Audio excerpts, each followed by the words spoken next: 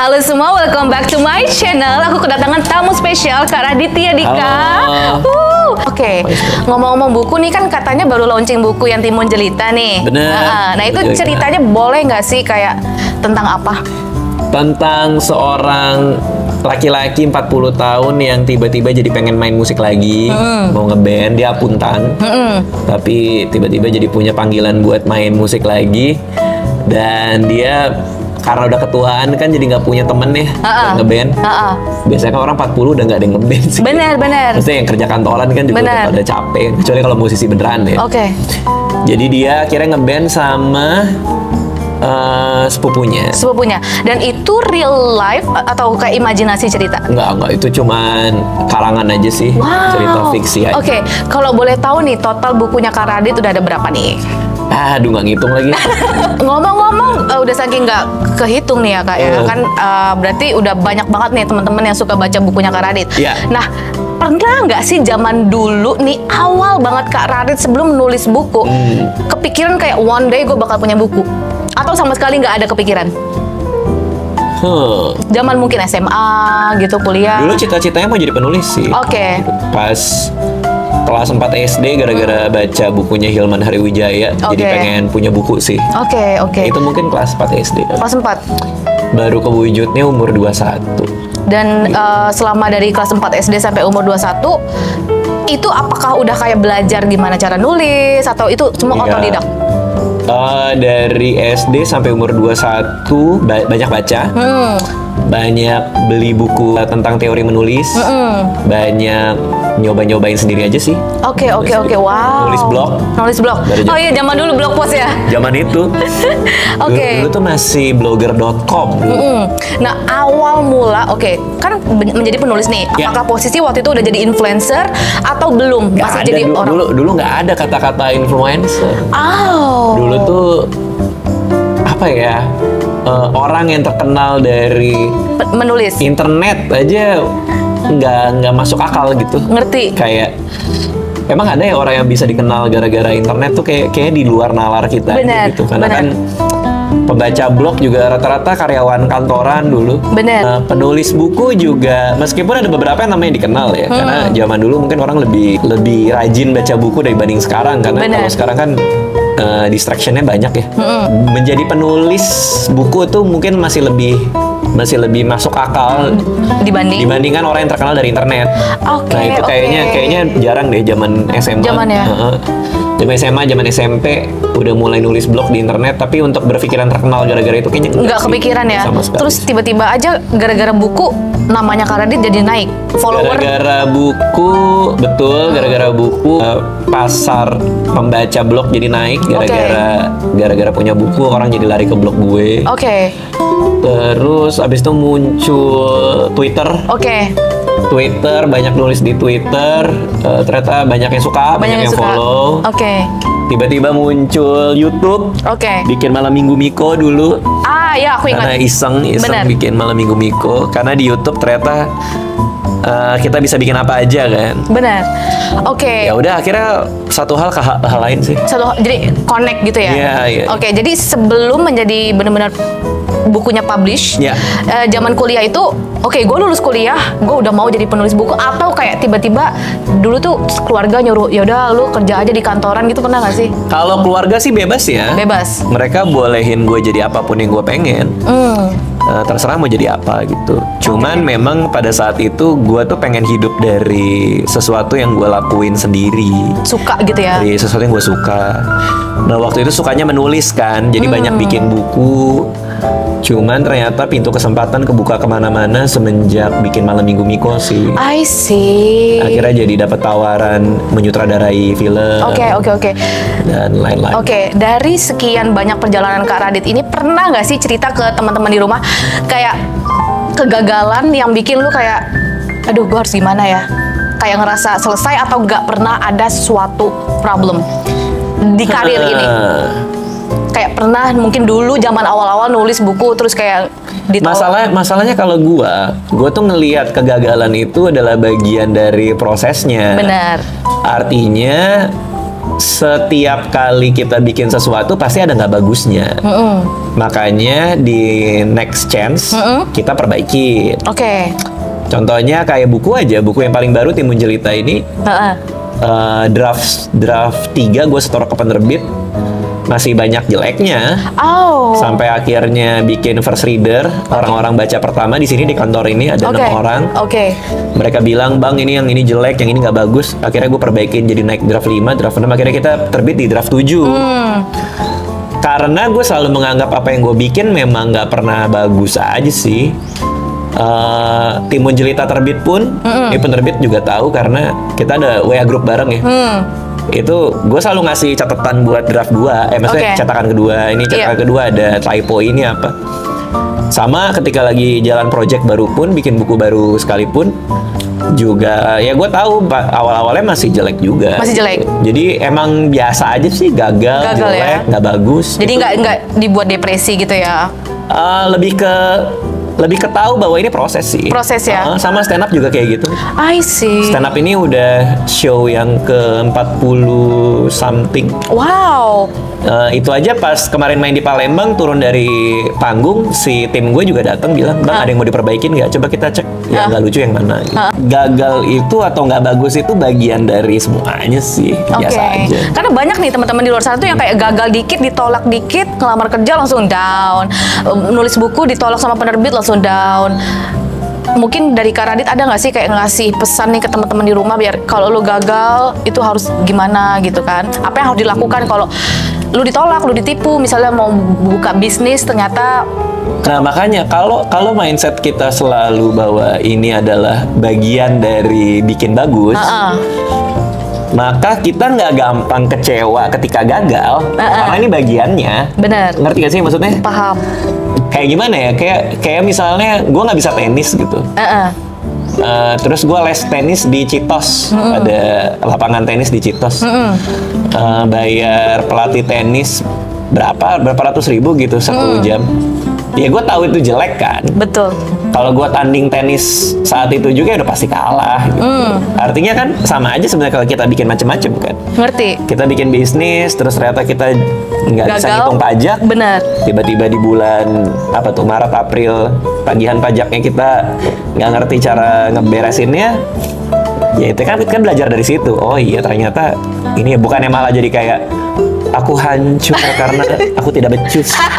Nah, emang nggak becus, emang bagian dari perjalanan. Iya. Makanya kayak kalau tadi dibilang gue ada berapa buku, gue nggak ngitung, bikin berapa film nggak ngitung juga ya karena memang setiap kali gue bikin ya gue bikin lagi aja. Paham. Itu loh, nggak pernah merasa bahwa gue bikin terus ini bagus. Oh paham. Gitu. Karena memang you working from your hobby kali ya.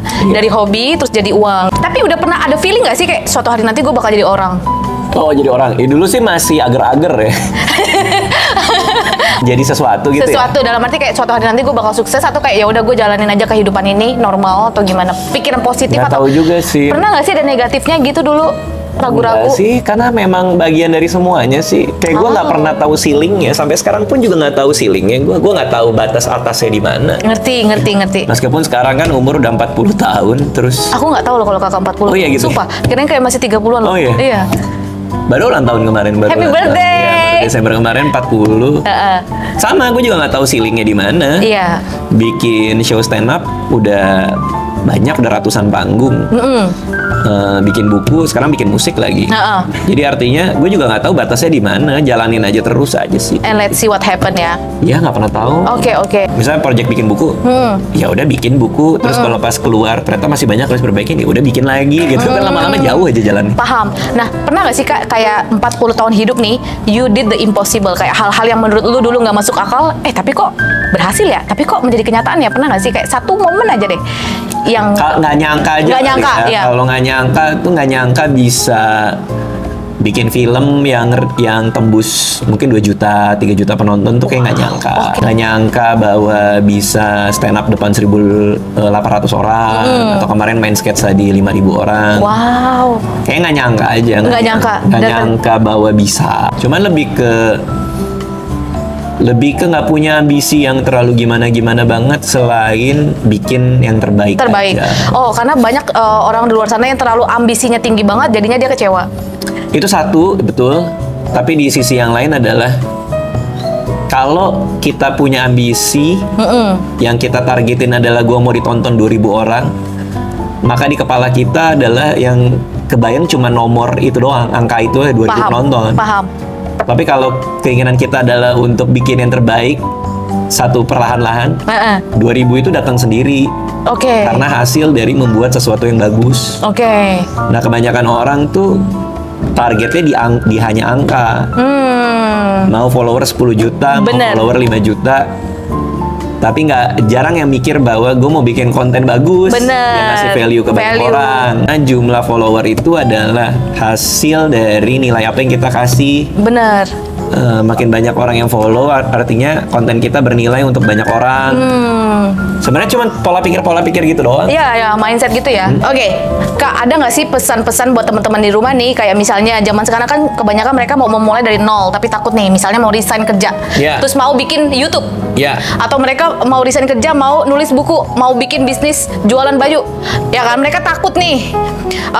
Makanya mereka banyak yang stuck di zona nyaman di kerjaan 9 to 6 job yang toxic hanya untuk membayar cicilan sampai tua, sampai pensiun. Iya sih. Nah, intinya Kak, bisa nggak sih kasih pesan dan cambukan ke teman-teman netizen ini? Cambukan. Biar mereka tuh bangkit, nggak banyak alasan buat nyoba. Rasa takut itu datang dari ketidaktahuan. Paham, masuk akal. Jadi semakin kita nggak tahu, semakin kita takut. Betul. Artinya kalau lu mau resign, banyak tahu dulu aja tentang apa yang mau terjadi ketika resign. Contoh, udah punya plan 6 bulan ke depan. Kalau yang mau jadi YouTuber ya plan kontennya apa. Bener. Ketika 6 bulan nggak berhasil, plan B-nya apa. Oke. Dan jadi tahu kan? Jadi tahu. Karena udah tahu, maka tidak takut. Betul. Ya kan? Making plans. Iya. Nah, soal duit, misalkan orang takutnya karena duit. Gagal. Ya, siapin dana darurat. Biasanya kalau freelance itu atau orang mau resign, ada yang bilang 3 bulan dana darurat. Bener. Tapi kalau gue sih lebih seneng mungkin kalau bisa ngumpulin sampai 6 bulan ya? 6 bulan. Tanpa income? Tanpa income, jadi artinya expense per bulan itu udah di cover dari uang itu selama 6 bulan. Oke, iya.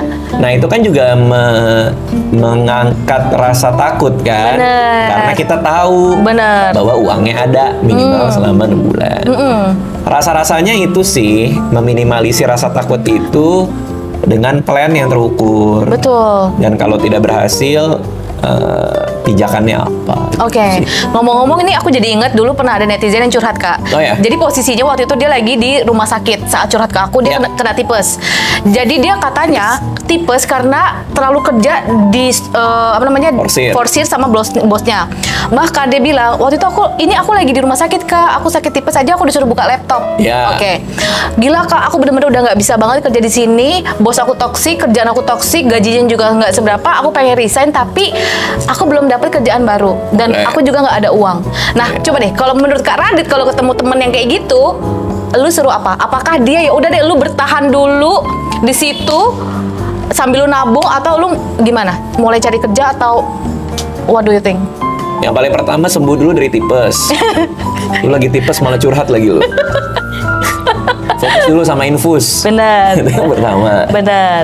Begitu udah sembuh, kalau gue, patokan gue gini sih. Ini patokan gue ya. Hidup itu terlalu singkat buat tidak bahagia. Jadi kalau ada kesempatan buat nyari kerjaan di tempat lain, ya kayaknya mending nyari itu dulu sih. Ketimbang melepas semuanya. Oke. Artinya jangan terjun bebas juga kalau belum punya plan. Dulu sih. Dulu. Sekarang udah lebih bodo amat. Tapi dulu tuh kalau nerima kerjaan tuh gue ada 3 syarat. Kalau ada 2 itu gue lakuin. Iya. Itu yang bikin belajar, bikin ada duit, sama bikin happy. kalau ada dua aja gue ambil. Oke. Misalnya kerjaannya ada duitnya dan bikin belajar. Betul. Tapi gue nggak terlalu happy ngerjainnya, ya udah gue ambil. That's fine. Ya. Oke. Kalau misalnya kerjaannya itu ada bikin happy, tapi nggak ada duitnya, ya kalau bikin gue belajar gue ambil. Yang penting dua aja. Oke. Kalau cuma ada satu? Enggak sih. Enggak. Oke. Lingkungannya udah toksik, lo makan hati tiap hari, udah gitu lo nggak belajar, sakit-sakitan, lo tipes lagi. Jadi artinya kalau buat gue pada saat itu ya 2 dari 3 itu. Tapi kan gue memang punya kebebasan untuk memilih ya, punya privilege buat milih sih waktu itu. Oke. Ada nggak sebelum kita udahan nih teman-teman, project terdekat nih Kak Radit? Sekarang lagi stand up, sama ada ngerjain beberapa project baru sih. Ada ya? Oke. Kayak gitu. Sebelum udahan, ada nggak satu pesan terakhir buat teman-teman? Kayak mau mati gue ya. Terakhir kan. Ya, satu apa gitu? Pesan terakhir. Pesan-pesan buat teman-teman di rumah yang lagi kebanyakan galau soal percintaan. Iya, kayaknya happy terus aja sih. Gue tuh diajarin di stand up comedy itu namanya 10 o'clock rule. Apa itu? Kalau kita stand up terus kan malam biasanya kita main, terus kita lucu banget. Besok pagi jam 10 harus biasa lagi, nggak usah seneng-seneng amat. Oke. Tapi kalau kita stand up terus kita jelek banget, besok pagi jam 10 juga biasa lagi, nggak usah sedih-sedih banget. Nulis aja materi baru. Oke. Jadi apapun yang terjadi jam 10 pagi keesokan harinya kita udah biasa lagi. Lembaran baru ya? Iya, jadi kalau emang hari ini sedih ya besok udah biasa lagi. Hari ini senang juga besok juga biasa lagi. Interesting. Biasa-biasa aja. Oh, paham. Itu kalau di istilah lainnya itu let the past be the past. Yang kemarin ya udahlah, yang kemarin terjadi gitu kan. Udah kejadian. Udah kejadian, dan kira-kira apa pelajaran yang bisa diambil dari kejadian itu? Ya gitu aja. Thank you so much Kak Radit. Buat teman-teman, kalau suka aku bikin video sama Kak Radit, boleh komen di bawah. Jangan lupa like, subscribe, and see you in my next video. Bye-bye.